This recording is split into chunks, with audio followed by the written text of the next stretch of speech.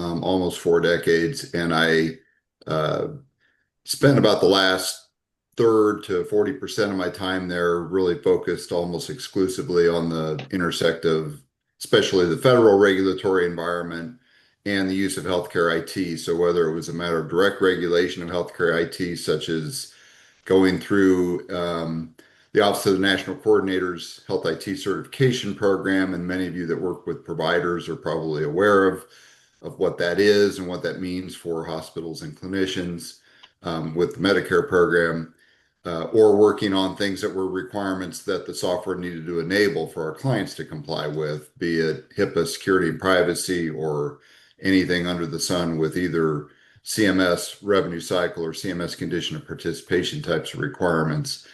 And I have my own consultancy, as John mentioned, and I've been working with a variety of companies, most particularly a number of startup companies out of the Kansas City digital health community, as well as companies nationally that are known entities within the sector. I'm going to share my screen and bring up my deck here, and it'll take just a moment to allow me to bring it up. And I'll put it slideshow mode for ease of presentation. So sometimes I have a little challenge. Is that appearing correctly? Because sometimes I get in presenter mode. No, John, it's not yet. All right.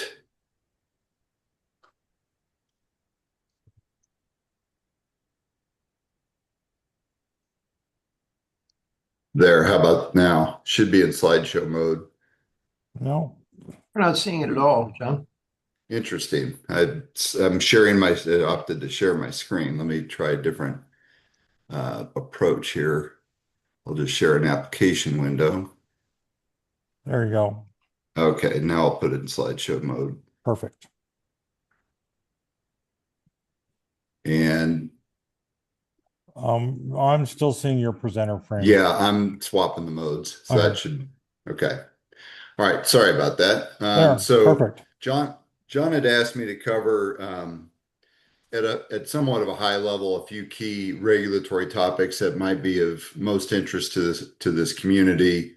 And the three I chose, first, if you were kind of following along with some of the press releases that came from CMS over the summer, they announced what they call their health IT ecosystem. So I thought I'd take a few moments to at least give my perspective on what is it exactly, and maybe how is it alike or different of things we already know and been dealing with for a number of years, because it was kind of announced with a pretty big splash.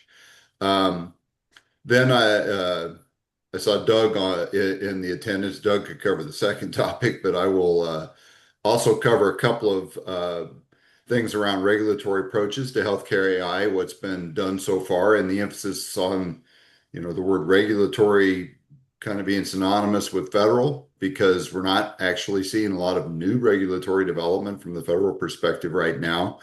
And that raises the importance of self-regulation. And then as we have time, given the community here, I also thought, if you were to ask me the question, what are the top of mind things I need to worry about if I'm a health IT startup? Some key regulatory topics that I think would sit very early in the planning cycle for someone looking to go to market, especially as a medical device. Did I have a question? Okay, continue. So the CMS's health IT or health tech ecosystem, I give you the link there under the word announced if you want to go look at what they've posted. But it was announced at the end of July, and really there were two broad aims, it seems, and this is kind of my take on it. The first is to promote what CMS is calling the interoperability framework, especially to enable sharing of electronic health information between patients and providers, but also other stakeholders, and to include in that EHI data that's held by CMS about a beneficiary, also to, as we'll talk in a moment, seeking participation more strongly by payers. And then second, really to try to prime the market or invigorate it for personalized tools so patients have information and resources to make better health decisions. Um, and we'll cover that in a moment, but one could argue that market has been lagging with efforts that have gone on to date. And so really a strong emphasis on patient and beneficiary and consumer engagement. How they would look to approve or give recognition to entities that would participate, that are of the kind we're going to talk about here in a moment, is through a voluntary criteria framework that is outlined for patient-centered and practical data exchange that's available to HIEs, EHRs, other technical platforms. So what this voluntary criteria means, we'll talk about in a moment, and how it compares to what we've known. So there's a number of kinds of categories of entities that CMS is looking to have participate in their health tech ecosystem. And I will emphasize there's not a ton of detail around any of these just yet, although that should come to light as we go along. The first is what they're calling CMS aligned networks, and that would implement the CMS interoperability framework criteria. And if you really want to know what is that, it's leveraging standards for interoperability that have been adopted either as certification criteria under ONC certification program, or that have achieved recognition by ONC as available interoperability standards that federal agencies would use with each other, with the private sector, and more or less provide recognition as consensus standards that have been adopted into fairly widespread use in the industry. So even if they're not certification standards, they may be other forms of standards to serve other purposes, whether it be public health reporting or bulk data sharing or population health management, as well as transactional standards like HL7 version 2 or the HIPAA standards that operate under the HIPAA EDI regulatory framework. The second category is just kind of lumped together here as EHR and providers. And if you're like me, you'd go, well, those are really two very different kinds of entities, but they put them together really to represent the provider-based electronic health information segment. So EHRs, in the definition they use, would make EHI accessible to CMS aligned networks, really to support provider participation. That would take the form of both structured and unstructured data, and it would specifically provide appointment and encounter notifications to those who subscribe for updates for specific patients. Now, that mirrors a little bit of requirement that's already on the books for providing electronic notifications for significant events related to hospitalization and emergency room visits. It's been on the books for about 5 years. So it seems to consume that sort of thing as a basis of this requirement. Providers would join CMS aligned networks to ensure EHI is available and discoverable across settings. As we'll talk in a moment, this sounds an awful lot like the Trusted Exchange Framework and Cooperative Agreement that was implemented by ONC under the CARES Act. And you'd be accurate to say it's a little bit interesting to try to distinguish between the two for the purpose stated here. Payers would join the CMS aligned networks to provide claims data when requested by patients, providers, and other payers. Here again, we're seeing something that CMS is leveraging out of an existing regulatory requirement that at least affects some payers. So for several years, there has been requirements for payers to share electronic health information for those types of payers that are overseen by CMS, which would include Medicare Advantage, Medicaid and CHIP, managed care and fee for service, and then federal marketplace plans under the Affordable Care Act. CMS has also said it would include Medicare fee for service. So this builds on an existing requirement to give it a starting point, if you will. And then finally, and I know high interest to Scott, because we spent a lot of time this summer talking about the topic, patient-facing apps that would support data exchange with patient identity verification that would use IAL and AAL level approaches for identity and authentication types of approaches that would use digital credentials to access electronic health information. So the identity of the subject of the record could be trusted. The identities of the individuals attempting that access could be trusted, and that would be a portable sense of identity that could cross context, which is something that, if you will, kind of makes up for the fact we don't have a national patient identifier, which is still technically against the law. This would enable Medicare connectivity for beneficiaries to access data that CMS holds about them. CMS literally has talked about standing up an app store of their own to really be the incubator for patient-facing apps. And then they've outlined 3 use cases that would be supported by the health tech ecosystem. First would be what they're calling kill the clipboard. Kill the clipboard is the idea of using interoperability standards and recognized patient identity across the environment here to support putting together a longitudinal consolidated record for an individual to be able to interact with and access. Um, I don't know if he's on. I'm not necessarily going to out to promote his product here, although I think it's a very interesting product and he's a good friend and client. But Match Right Care, those of you who know of Chris Jones here in the Kansas City area, Chris aligns with Match Right Care what CMS is imagining Kill the Clipboard to be. So that would be an example of the kind of patient-facing app that they're really wanting to see emerge.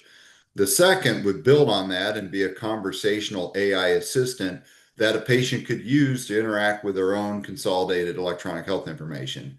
So the idea here being that you give them the ability to understand and interact with their own electronic health information across all the settings where their EHI persists, that would be brought together and really make that a useful basis for them to understand their own care, their care plan, their needs. And then specifically to support diabetes and obesity prevention and management as another use case. So this is what they highlighted as kind of the starting set of use cases to really try to prime the pump for patient-facing apps. So there's questions that remain, and I'm very much a regulatory dork. When I read this, several of these things occurred to me right off the bat. So the first one is there are voluntary certification criteria with the health tech ecosystem for different kinds of participating entities. There's a floor level, things like being able to interact with that standardized identity that I talked about before would be one of those. And then there's specific voluntary criteria for each of those categories of entities.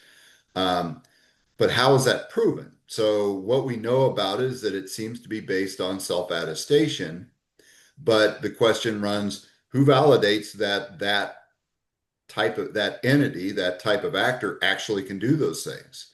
And who holds those participating entities accountable to their attestation? So with O&C, we have a certification and testing process that it may not be perfect, but it has the element of having independent verification. And there's an ongoing accountability that health IT developers that seek certification have to honor. And there are sanctions if they don't, and there are potential losses of that status. None of that is clear here. This seems to be, I said I am, and so therefore I am, sort of an approach. Probably more details to be fair to come, but I'd be watching out for that. How are CMS affiliated networks and the interoperability framework similar to or different from or complementary to the Trusted Exchange framework, as I mentioned before? Very interestingly, many of the key actors that participate in the Trusted Exchange framework are also being recognized as CMS affiliated networks. So there are entities that are called Qualified Health Information Networks under TEFCA that are the highest level of peer network that operates to facilitate nationwide health information exchange under the Trusted Exchange framework. All of them are also CMS affiliated networks. along with a number of other entities. TEFCA has defined use cases and exchange modalities. It's a little unclear how CMS initiated exchange would work alongside TEFCA. The one I highlighted, the idea of making EHI available for providers and patients, sounds an awful lot like the very first required purposes of use under TEFCA, which were for treatment and for individual access.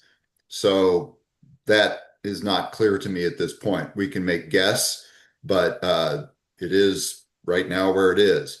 So where will CMS's effort lead? I think there's a tacit admission that consumer engagement has been lagging. And so a major purpose of this is to really try to gin up the availability of meaningful patient-facing apps.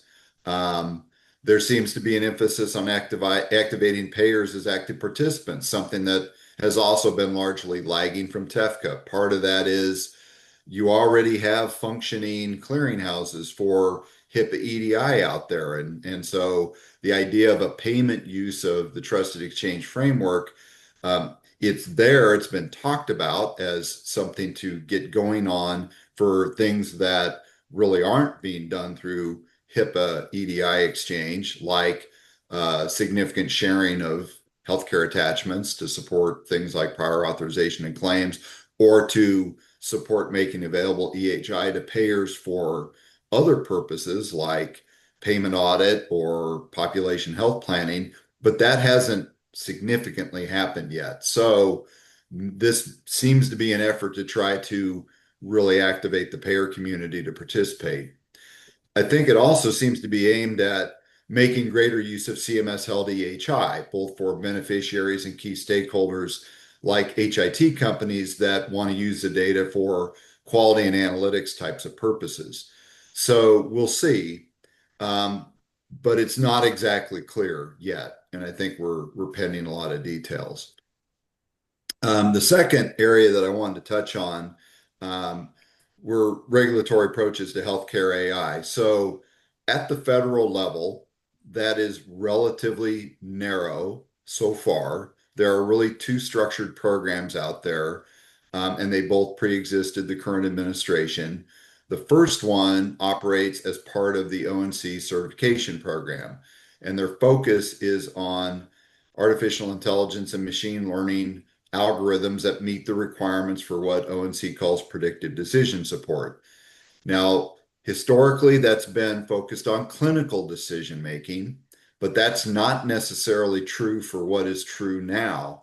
The way that they construct the requirement is that any use of AI and ML for healthcare uses that is either operative within the scope of certified health IT or directly integrates with health IT that is certified could be in play here. And the expectation is to support transparency requirements for how the AI was developed, how it was tested, how it was trained, and then to adopt performance measures to assure it remains true to its stated purposes of use. The requirements also call for making use of any data element that's within what's called the U.S. Core Data for Interoperability, or US CDI version 3. I won't get into that in details, but that kind of built upon something that's always been present within the certification program. And if you remember meaningful use, we had what was called the Common Clinical Data Set, and that has evolved into the US CDI and iterated through several versions. It's all of the key core clinical data you might think of: medications, lab results, problems, procedures, clinical documents of different types, but it's also a fairly significant set of demographic data and other affiliated data to the patient record. Any of that data set is to be able to be used as an input factor for qualifying the way the decision support interventions would work that would leverage these types of algorithms. Those requirements apply to certified HIT developers, so it doesn't affect anybody that might be building AI for use in a revenue cycle sense purely, or anybody that's focused on an ancillary department use or use of AI for clinical research or for other purposes, especially when the products are not subject to the certification requirements, which really aim mostly at what would be direct patient care, whether in an inpatient environment, an ambulatory environment, or a physician office environment. The second approach we have is that which the Food and Drug Administration oversees, and that focuses on what's called software as a medical device, where you have a medical device that is a combination of hardware or firmware as well as software. And as to the software component, it may be an AI ML based algorithm. And here we really are talking clinical purposes. The focus of the FDA approach is really on the development life cycle, including controlled change management for how the AI ML may learn, evolve, and adapt over time. The FDA, over the course of their history, had gotten used to regulating software as a medical device based on static reference data driven models where all the inputs were known. The black box did not change without, more or less a complete update or refresh, and the outputs were known. So as long as those things were all understood, there was a pretty predictable path of the function of that particular software that worked within the medical device. AI challenges that premise because it learns. So it's fair to say the FDA is also still, I think, figuring it out as to how to make that model effective for regulating software as a medical device that's based on AI. And that there then again just applies to SAMD manufacturers. So I say narrow because it leaves out whole swaths of health IT developers that are essentially not regulated from a federal perspective. So what does that mean for us in terms of what might prevail for them? So there are voluntary efforts at self-regulation. So some examples of what may become more prominent.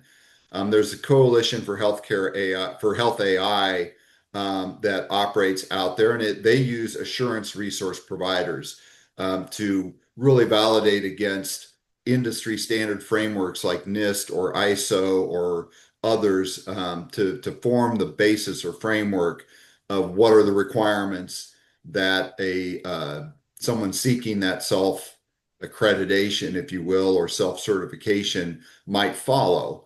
There's a potential focus there for the user community as well, not just on looking at developers. And that's focused more on the technology side, maybe a little less on things that surround the technology. But there is an interesting effort that CHAI is engaged in with the Joint Commission to develop a voluntary accreditation that would include a lot of those surrounding requirements that deal with governance and risk management, the policies and procedures that oversee operational use of AI, workforce training, performance monitoring. At this time, it doesn't look like it would be required, but would be voluntary for a healthcare provider to go and seek. And it's not available yet. It's in an early stage of development, but it looks like it could be like other kinds of voluntary accreditations that providers could seek. Over time, it's possible it could find its way into more of a federal regulatory framework if it were adopted into CMS conditions of participation. There's no timeline on that. I don't even have a prediction about that, but that's where something like that could lead. For now, it looks like it would be something you could seek as a voluntary accreditation. It might find its way into Joint Commission accreditation requirements that are not connected to CMS's deemed status for the Joint Commission to satisfy CMS conditions of participation. So in that light, it would still be voluntary, but it might be a little more of demand if it follows that sort of a path. Then the last topic, and I think, John, we might have some time for questions. I've checked my time, so I hope I'm doing okay. Again, my perspective on this was okay, if I am trying to really make sure I'm dealing with first things first as a health IT startup, what do I really need to be paying attention to that I make sure I bake into my product, I build into my organizational framework, I make sure I get consulting advice about if I don't have it within my span of employed individuals to support. And to me, the first one is HIPAA.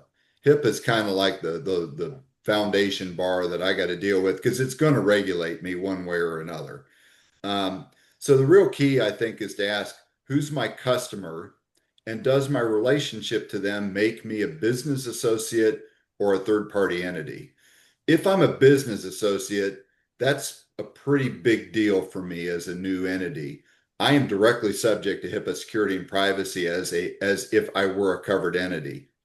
So I have to deal with all the things that are HIPAA requirements for having a privacy officer, having a security officer, having policies and procedures and workforce training. It's not just about the product.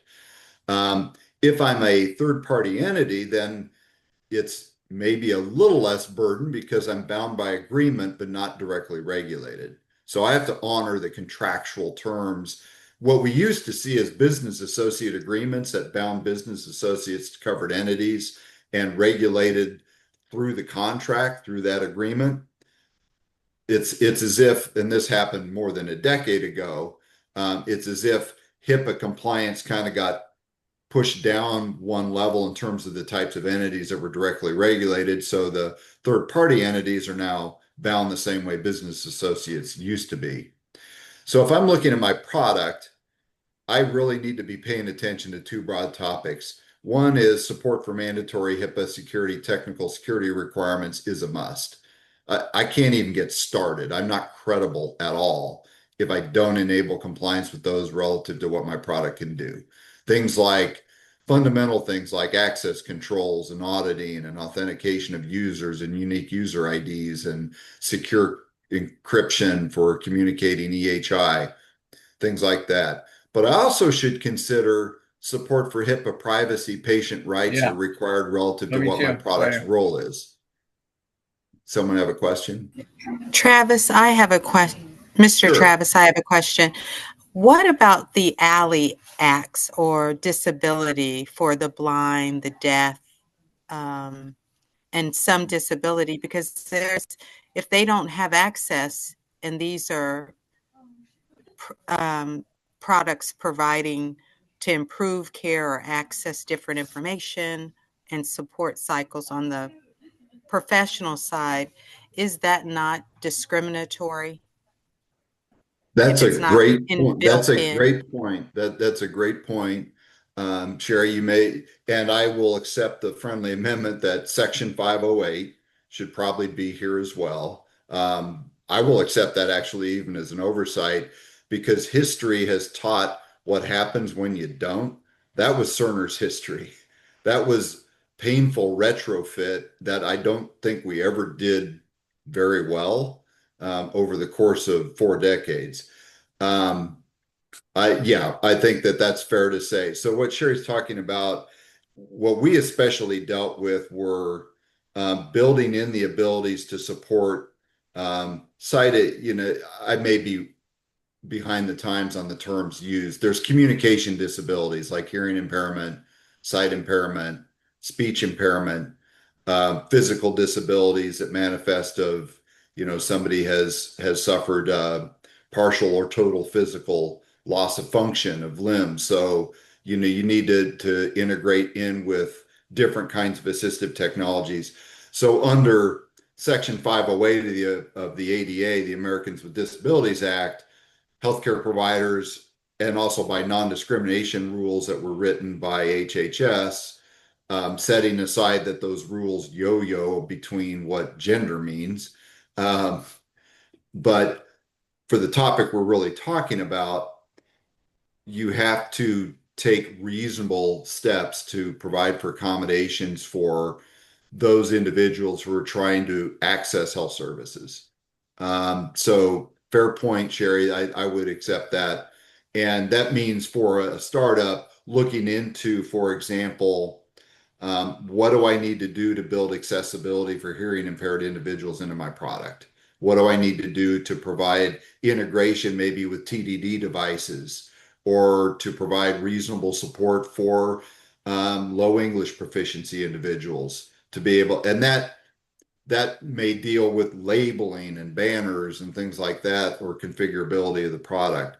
Fair point.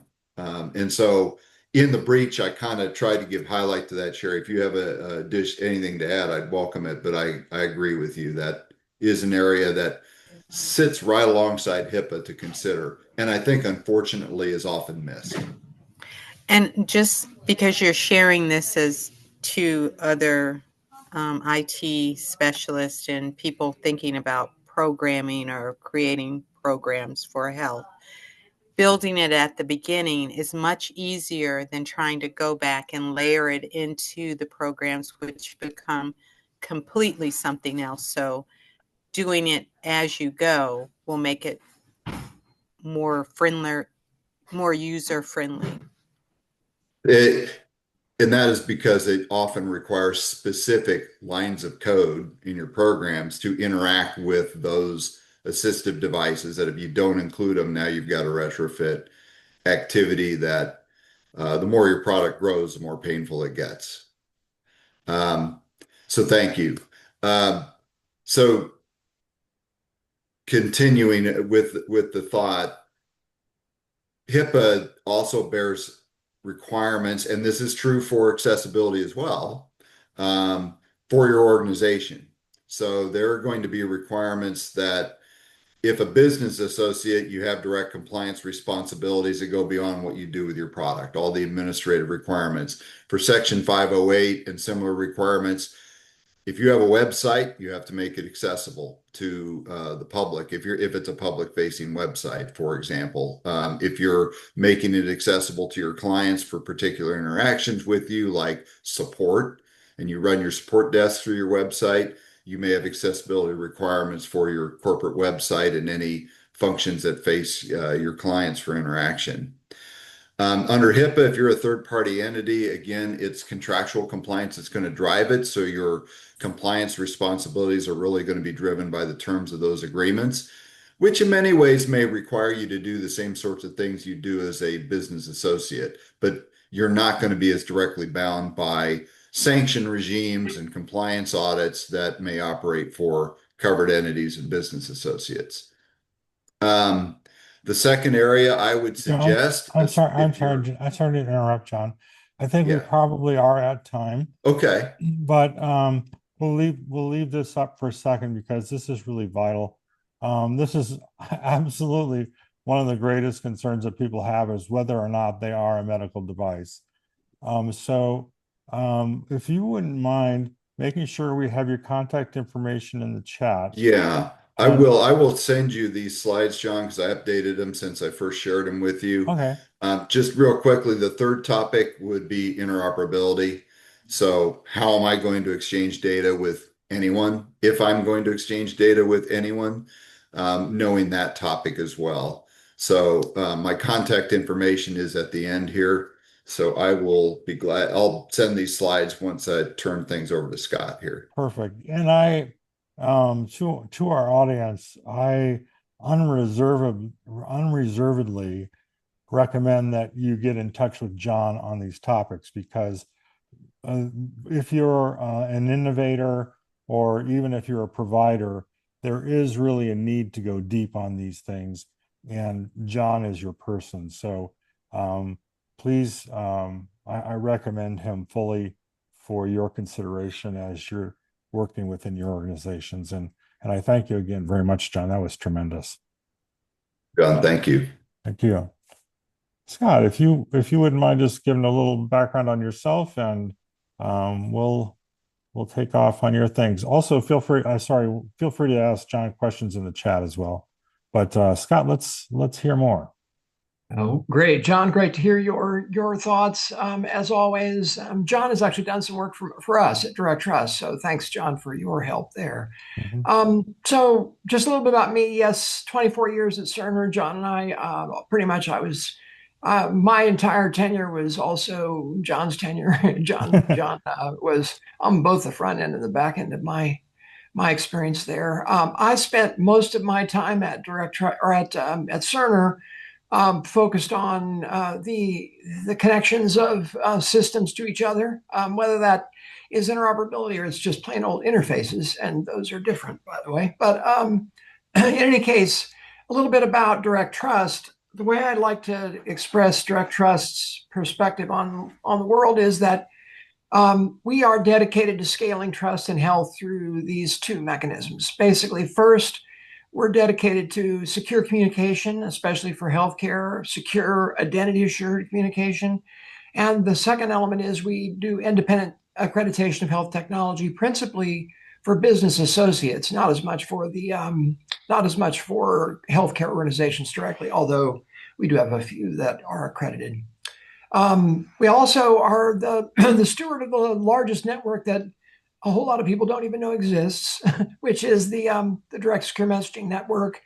There are over 3 million trusted addresses. These are identity assured connections that are basically making possible connections between electronic health record users in virtually every certified EHR, as John described. The certification rule requires the use of direct secure messaging, both for sending messages in and receiving messages in.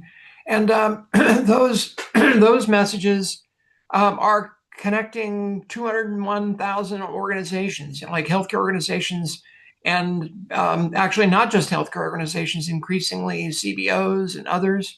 And really the number of transactions we're talking about, roughly a billion a year at this clip. So lots and lots of messages being communicated, principally for referrals. So this is push messaging. This is getting information from me to you. So that's what direct secure messaging is about. And so to date, we've done 7.4 billion such messages in our network. And this is kind of the way that has grown over time. I joined the organization at a time when DirectTrust was already well formed.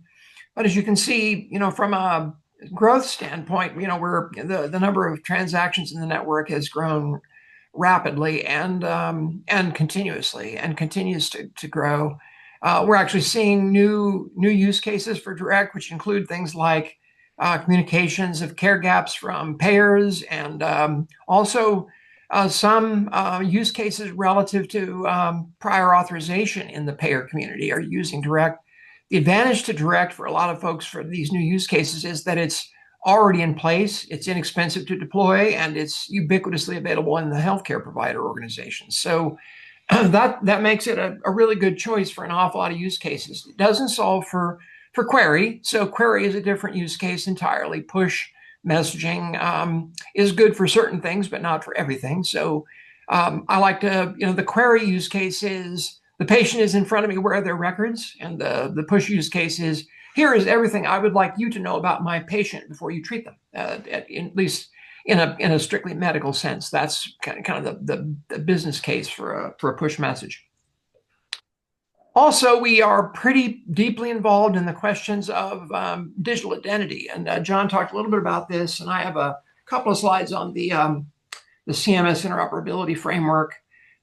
So just simplifying this notion of what digital identity is really just these two questions for the two principal actors in this space. So as a user, I want, to use one credential to prove who I am, to gain access to my records. This is the notion that people who use portals today have to know separate users and passwords to get into every single solitary healthcare portal where their data is in place. And then as a data holder, I want to know who those users are, and then I want to be able to trust that they really are who they claim to be. Those are two different things. So in the one case, it's an identity assurance question. So in other words, to know who users are is that you've taken the attributes associated with that person and then identified that they are in fact who they say they are when they present initially. But then when they come back, I have to trust who they are when they're presenting their credential, and that's the authentication part of the process. Authentication is the trusting that users are who they claim to be. They are in alignment around this topic beneath. So this notion that I don't want to see my data unauthorized, accessed inappropriately, and also the data holders don't want to do that because they have liability concerns. So that's the alignment that people have around this. Although at some level, these two in the marketplace, these two aims end up being a bit at odds because the data holders' liability concerns are high enough that they are very concerned that users will get access to data that they don't deserve. And the challenge here with this particular issue is that that with healthcare, we're in a different circumstance than in any other industry. Like, so when you're talking about getting, for instance, when you use a credential to get access to Instagram with your Facebook credential, for example, which is a use of a standard called OAuth that allows you to kind of utilize one credential in another context. In that circumstance, I have accounts in both of those places. In healthcare, I frequently want to get access to data in places where I never set up a portal account. And so this is actually a really challenging problem and much different in healthcare than it is in financial services or other settings. And this has been, really the big thing that has been slowing things down. So what makes stuff like this work better is what we like to call a trust framework. Now, people call trust frameworks like they call the TEFCA, which is the Trusted Exchange Framework and Common Agreement. That's a trust framework of a sort. It's a policy trust framework. The technical aspects of that in terms of identity are, separable in some ways. So the technical trust framework that direct secure messaging is based on, for example, utilizes public key infrastructure and a community of organizations that support and operate that network. And the way that the trust framework works is that DirectTrust accredits those organizations to be doing the right set of things relative to all of these topics. So they're going to have the right policies, they're going to deploy the right infrastructure, they're going to have the right technical standards, they're going to do interoperability using the right standards, they're going to have a certification that proves that, all these things. And so this has been a way in which DirectTrust has operated since our founding in 2012. We've been the trust framework behind Direct Secure Messaging, which is basically a technical trust framework at its base. But in the process of working with our friends at Sequoia, we gradually became the technical trust framework under their policy trust framework. So the eHealth Exchange and Care Quality did some work with us, and we had this exercise that kind of began pretty early, and then we have graduated to actually also doing the TEFCA gateway certificates and the TEFCA facilitated fire certificates, which I'll describe a little bit in a minute about what all that means. So this is how we do this, in the context of direct secure messaging, if you will. So, cans and arrows, kind of tough to maybe get a sense of, but the idea that trust chains that basically say this certificate can make sure that this actor in the ecosystem is who they say they are organizationally, that they are in fact mayo.edu, or they are in fact this particular facility. Those communications are secured but using PKI in the same way as when we connect to things on the internet, for instance, through our browser. We know we're talking to who we think we are because of a trust framework that exists in the ecosystem to make that possible. So DirectTrust is ourselves not a certificate authority, but we manage those organizations that do issue those certificates. And so we took this on from Sequoia in 2020 for Care Quality and eHealth Exchange, and then we've been doing the facilitated fire work for TEFCA since 2024. Although, in point of fact, facilitated fire has yet to catch fire, you might say. So we'll talk a little bit about where we are on that. But the idea is that this is scalable because these common standards make it possible for multiple players who are competitive with each other can rely on the same root of trust, and that mechanism allows for for the system to get bigger without having to be without everybody having to have a relationship with the same organization. So that's what a trust framework enables.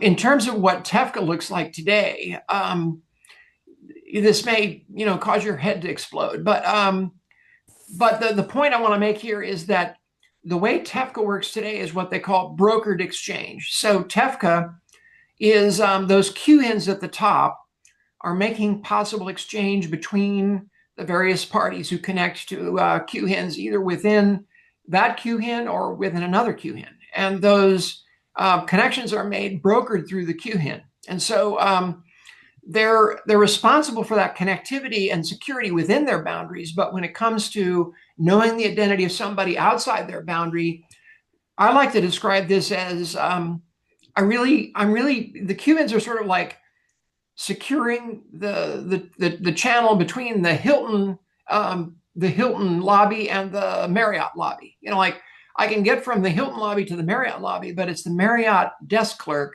that gets me to room 213. And it's everything inside the hotel that makes sure that I don't get to room 214. All right. So all of that is done within the context of the QHIN and is not actually supported by much in the way of technical trust. There is, in fact, a little token that is shared all the way from the sub-participant back to this sub-participant, but no one ever looks at it. I mean, it's like literally, there is currently no end-to-end security in TEFCA, and that is by design because they wanted to make it easy and to kind of trust the capabilities within the network. Okay, so the challenge with that is that when you get to a model where you don't have the broker to count on, you've got a new problem to solve. And so that's what we're working on in the facilitated fire space. Now, again, I think your brains are about to explode, but I'll try and take this through. Now, notice that the QHIN is still present up here, but their role has changed. In facilitated fire, all they do is tell you where to look. They don't actually go get the records. In this previous version, you're actually getting records across this boundary, right? So this participant here or sub-participant is sharing their records through the participant to the QHIN, and then that other QHIN then is able to provide access to it and then send it to its sub-participant. The records themselves are going here, and in fact, when the message is from multiple QHINs, they aggregate all that data and bring it all back together, which is what is cool about the broker. Okay, so but what is not so cool about the broker is that it doesn't scale very well if all that the broker is doing is telling you where to look. Now you have to figure out how these organizations are who they say they are across this. This is the open internet here, right? So as opposed to going through these brokered QHIN connections, these are secure connections between the QHINs. This is the open internet, right? So this is sort of like, in here I'm like within the bay, and out here I'm in the open ocean. It's a very different model. So in order to make the open ocean safe, we have to do the same thing in the open ocean that you have to do in the internet generally, which is to have certificates that actually can be associated with the individual organizational units here. So these organizations are, the equivalent of practice XYZ. And so this organization down here wants to communicate, practice XYZ wants to communicate with practice ABC in this other QHIN. They need to be able to be sure that they are communicating accurately. And so this certificate is what makes it possible for them to know that, in fact, they are communicating with who they think they are. In the same way that it works up here. These organizations know that they're talking to each other, but in this model, instead of just 10 or 12, we're talking tens or perhaps even hundreds of thousands of sources. And so that means you need to have a whole lot more folks involved in the effort. And so that's my impossible to comprehend cans and arrows picture for for the group. So John talked a little about the CMS interoperability pledge and the health tech ecosystem. I think I share John's. I mean, all of the things John brought up, I think are accurate. I think the question of whether or not this is going to have an impact has a lot to do about the answers to the questions John asked. Like to what extent is this different from things we already have? But substantially different beneath CMS Interoperability's pledge is not just the one thing John called out for digital identity, but a bunch of things for digital identity. Digital identity is a sort of a keystone term, a keystone topic within the CMS interoperability framework.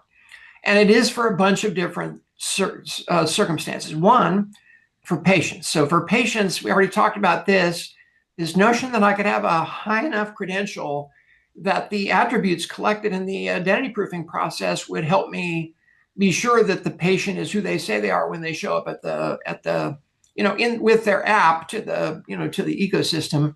That model is definitely a part of what it is they're trying to promote. The notion that every consumer could get this IL2 credential, and an IL2 credential, just for the uninitiated, is not an easy thing to get. It's actually with the latest version of 863, which is the NIST guidelines that tell you how this is done, it has made it a little bit more difficult. For example, in the previous version of 863, you could use a real ID, and that would be good enough. No more. Today, you're going to be able to treat a real ID only as one type of evidence, and you actually are going to have a real ID plus another piece of evidence, and that's going to be a real change in the way that the model works. But even in the current state of IL2, it's still considered fairly difficult to get. But nonetheless, if this IL2 credential is used by a patient in their app, the CMS interoperability framework assumes that this is going to ensure a must respond from the data holder. And the data holder, as I said in that first slide, continues to be nervous about incidental and inappropriate disclosure, even if it is to one person for one record that is not theirs, which is the only circumstance that this would actually prevent. This is not a wholesale disclosure. This would be, I'm asking for John Travis's records, and some other John Travis records came back, or somebody else entirely came back. And that is what the data holders are concerned about. What CMS is assuming, and what a lot of folks are assuming, is that if I had an IAL2 credential, it would be enough. There are, I think, some questions to be raised about that. So it isn't certain, for instance, that just having verified attributes is enough to be sure, because most of those verified attributes are changeable. So, for example, you could have a phone number that changes, certainly, but your name can change, your address certainly changes. You can even have a difference on your relative to your gender. So really, the date of birth is the only thing that is durable. So it makes it pretty difficult to, even with verified attributes, to be certain that you're talking about the same person. Now, the other thing that's interesting is that CMS also is sort of noted that there is this creation of a requirement for healthcare providers, and this is a very interesting question. I don't know that this will actually take hold, because the idea here is that if you really want to get access under the treatment use case, that a provider ought to be able to assert an IL2 credential that was issued in association with their credentialing process, that ensures that if they have an IL2 credential and they're in the national directory, then they must be a provider, and thereby should be able to get access to data for treatment purposes. The challenge with this is that, first of all, for the electronic health record companies, they have their own identity and access management model that is entirely encompassed in their system. They don't currently utilize external sources of identity for users. So that's one issue. The other issue is that for those electronic health record companies, and frankly for their clients, they don't actually use any particular standard today for identity assurance for their users. I mean, they use a standard of sorts. They use processes. They have processes and practices, but you couldn't peg them to a nationally or internationally identified standard in that regard. There really isn't a single way that the workforce is being identified in the healthcare ecosystem. So this, I think, is an interesting thing for them to assert. If in fact what this means is they're going to move to a model where they're going to require providers to have IL2 credentials, that is a huge step up for the market. And so this is in the text of the and it's sort of in the subtext. This isn't the big words that John was reading. I think that really references most of the things that they're trying to accomplish. But underneath, these are the digital identity things that they're asking for. They're also suggesting that you need to be able to accept digital credentials, basically for IL2 and equivalent, and they also reference AAL2, which is for the uninitiated. That includes multi-factor authentication. So for multi-factor authentication, that is, I think, in the healthcare ecosystem considered somewhat difficult to accomplish all the time because of the fact that most users are moving from workstation to workstation. And they also have important time critical topics to be dealt with, and they're concerned that if multi-factor authentication slows the provider down, that is going to have an impact on care, which I think is a fair question. So the last kind of digital identity related topic that CMS wanted to have, and this is less in the subtext and more in the conversations that we've been having with CMS right along about the National Directory. Their expectation is that the National Directory will have verified attributes on providers in it. And that their verified attributes, again, are going to get collected in an IL2 credential collection process. And so, again, the assumption here is that all providers would have an IL2 credential, and today that is just not the case. So this is a huge step up. It'll be interesting to see if it actually gets teeth. Right now, I think, to John's point, none of this has any, this is all voluntary. It isn't clear that much of anything will happen. They are definitely in a deregulatory mode as opposed to a regulatory mode. And so it'll be interesting to see if any of this actually occurs, because for the most part, living inside of a completely voluntary world isn't, you have to have pretty good, strong incentives. Arguably, even the certification rule is voluntary. However, the market forces that drive behaviors make it virtually a requirement for operating in the marketplace.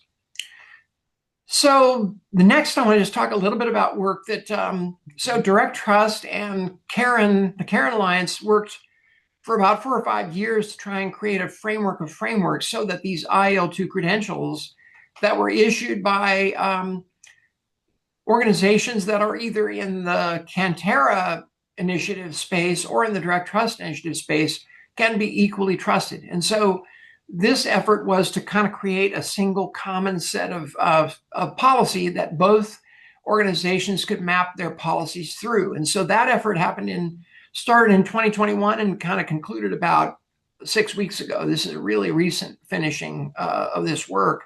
And we just kind of made this announcement. It's a pretty big piece of work, but it has a huge impact on the way this IL2 framework will work. So the notion of a patient being able to use a credential from one credential service provider and have that credential useful in the entire TEF ecosystem is a job for a federation framework, which is what we're trying to put up. And as a part of that effort, DirectTrust also launched a DirectTrust Identity Provider Program, accreditation program, which is equivalent to what they have in Cantera, and that effort means that it will be easier for consumers to find such credentials, because right now there are really just 2 identity providers that are available to issue credentials in the And that's Clear and ID.me. Those are the only two listed on the ONC website and or on the RCE website. And so what will happen over time is that there will be lots more of these because there will be more than one certifying entity that's offering those, that's certifying the organizations that offer those credentials. So our comments, we have a completely transparent process to deal with the criteria we use, and there are numerous programs that we do. Now, we talked a little bit about this at the front, that we do accreditation for healthcare organizations, really principally BAs, as I said, business associates, not so much, healthcare organizations.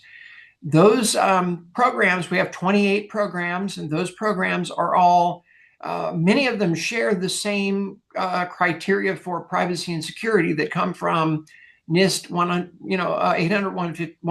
853. Also, our identity programs come from that NIST 863 we talked about a little bit earlier.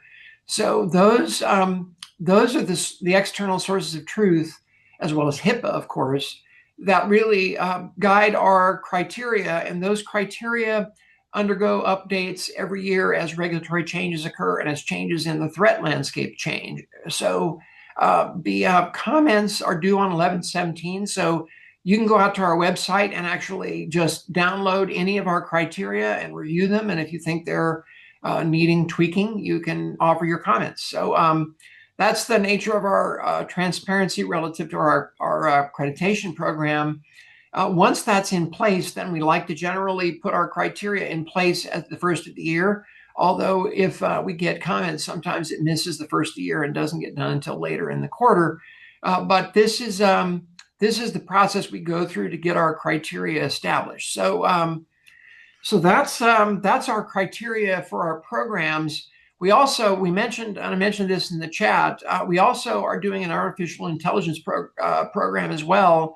Our AI program is in process, and the public comment period is a part of that public comment period for our general criteria. So you can download the AI criteria at the website link, which you can find on our website pretty easily, but I can also provide it to you, John, and you can distribute it. But love the input of this community into our AI program. So far, this is based on the NIST RMF so far, but the expectation is in the long run, this will in fact encompass many of the other things that I think I saw Doug drop in the chat around things that should be utilized for establishing, AI governance. I think that the AI governance space is pretty dynamic. I think there's also a lot of state-based regulation that's taking place, and so we're going to be looking to that as it comes, and also looking to comments we get from the public about our criteria as this hardens. So that's kind of what I had to state. Well, actually, this is one other thing I wanted to mention. So in the direct secure messaging space, one of the things that's interesting about direct secure messaging, so now you have to kind of rewind yourself all the way back up to what we talked about at the top, which direct secure messaging is that push-based exchange mechanism between, pretty much users of healthcare organizations and at healthcare organizations and in EHRs. And those messages are, for the most part, undifferentiated, which means that one looks like the other. And the thing that's useful about direct is that it has been what we call payload agnostic, which means you can put anything at all in a direct message you want.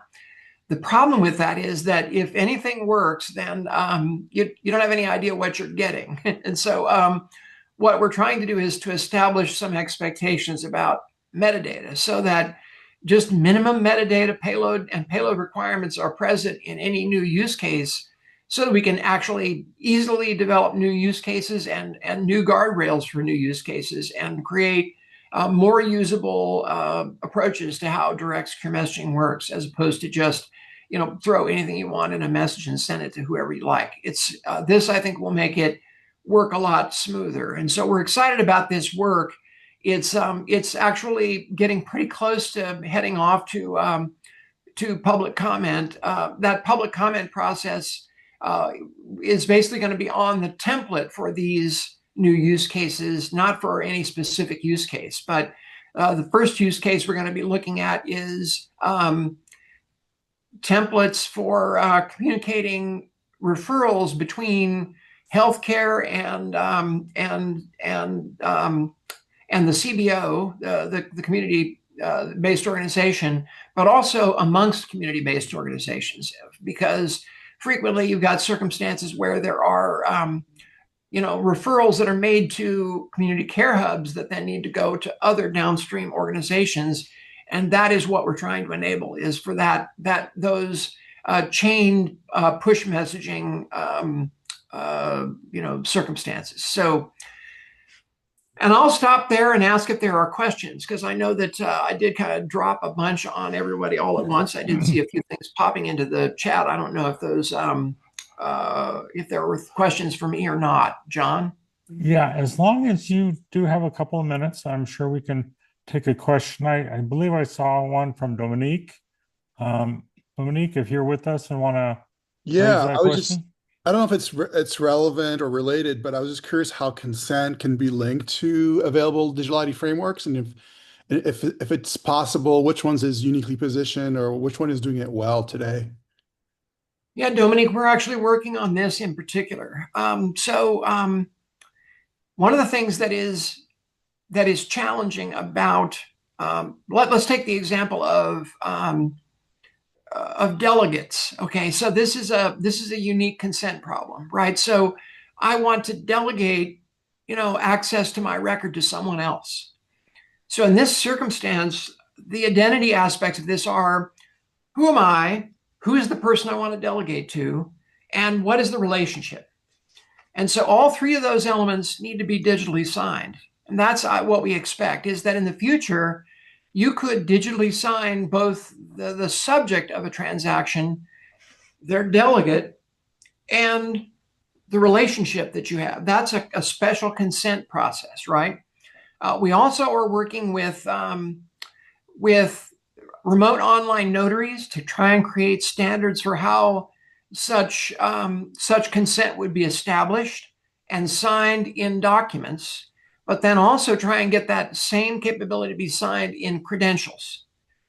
So in other words, you could as a patient get access to a digitally signed credential that you could share on the wire to say that I want to provide this consent of this sort. Does that make sense? So a digitally signed consent has a whole lot more power than one that is just a wet signature on what's ultimately going to be faxed, which is the model today, in large measure.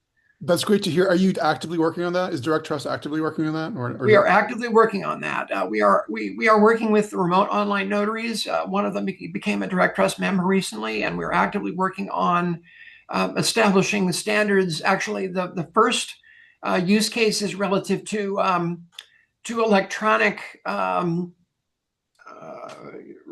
what do they call those? Advanced directives, electronic advanced directives, and getting those digitally signed and communicated between the remote online notary who would actually digitally sign them and the healthcare organization.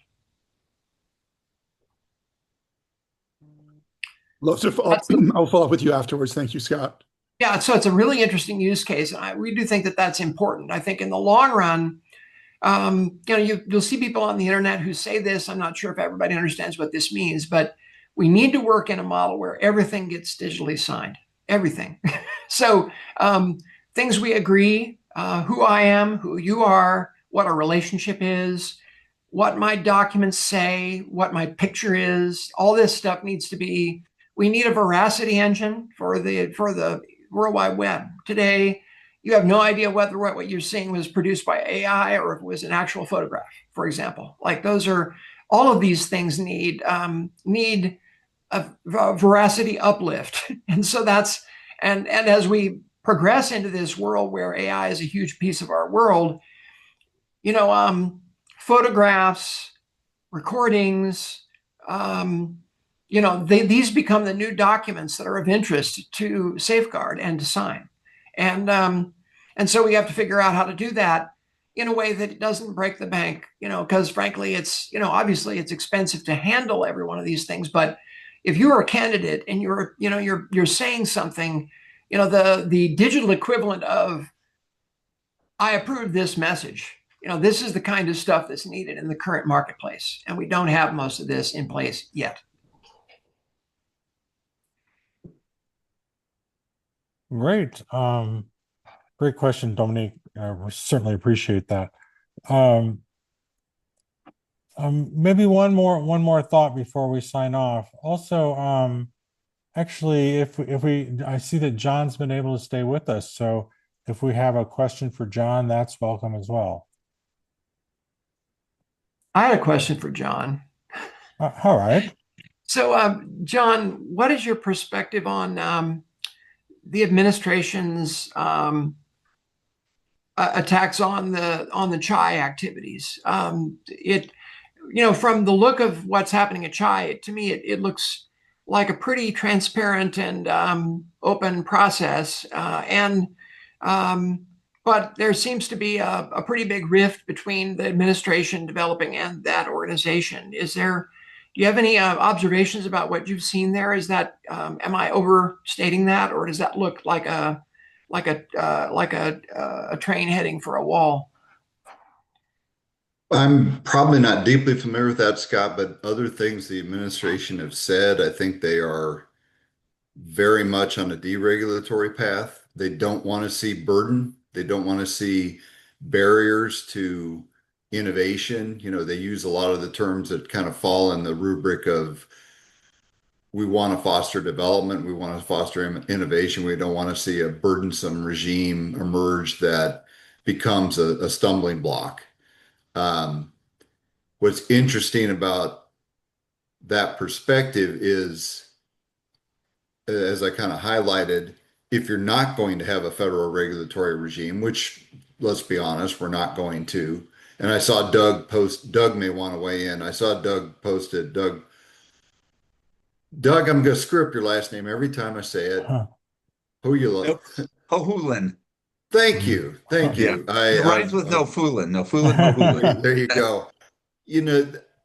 Doug may posted something in the chat which was a good statement that, given that there's not going to be any more federal regulation, not really, not in healthcare AI at least, organizations really do need to take the task of self-regulation seriously. It's kind of like what happens in the consumer health app space where there's essentially no regulation. Yeah, we have the FTC, you have state consumer protection laws, but there's nothing that takes the role of a HIPAA in terms of assuring security and privacy in the consumer health app space and data that's held by those apps. So you're left with a self-regulatory regime. So it's really interesting that CHAI is trying to emerge as something of that nature at a time when it would seem that's what the administration wants to do, is to see industry pick up on that role. So that's kind of what I would observe. Doug, please. Yeah, I mean, one comment is I did hear Senator Thune state that some of the policy they want to do next year is to get federal legislation in AI. So we'll see, and if healthcare is a part of that, especially given the states are regulating AI, and then the question is, will healthcare AI be part of this? So I guess my comment there is, following ISO like 4201. The NIST regulations, there are guidelines right now to help you self-regulate for AI, and likely those are going to be incorporated into any federal laws that may, is it 50-50 chance of getting passed next year? I would say at least that. Yeah, I think that it was insightful, although I know it didn't get into the one big beautiful bill, but echo Doug's comment. There was a federal effort to interdict states from developing their own regulations, and I'm sure the industry does not want to see a circumstance emerge like health information privacy, where you have state patchworks going on. So it's odd. This administration doesn't want to regulate where they don't have to, yet they may be compelled to prevent a worse situation by states trying to fill in the void. Nothing worse than 50 50 separate 50 separate roadmaps. We already have that for some things. I think 6 or 7 states have made pretty substantial general privacy expectations known, and that is going to make a huge that's going to make it very difficult to manage certain kinds of businesses.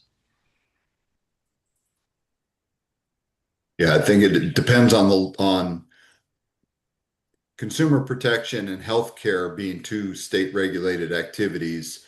That could set up for some interesting tests judicially.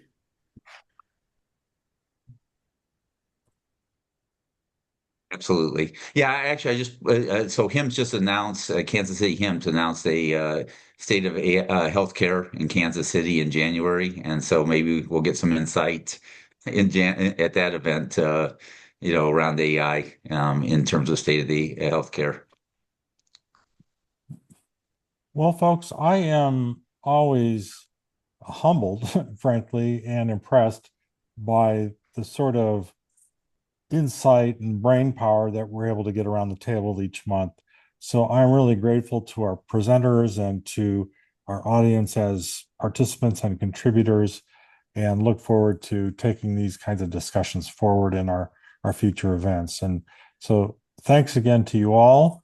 We'll kind of call it off for today. I hope to see some of you at KU's CoLab session today. So that should be fun, and look to learn a lot there as well. So thank you again, and please contact me with any questions. We will be posting both the video and the chat, and possibly a summary from a note taker. So look forward to communicating with you all. Thanks again.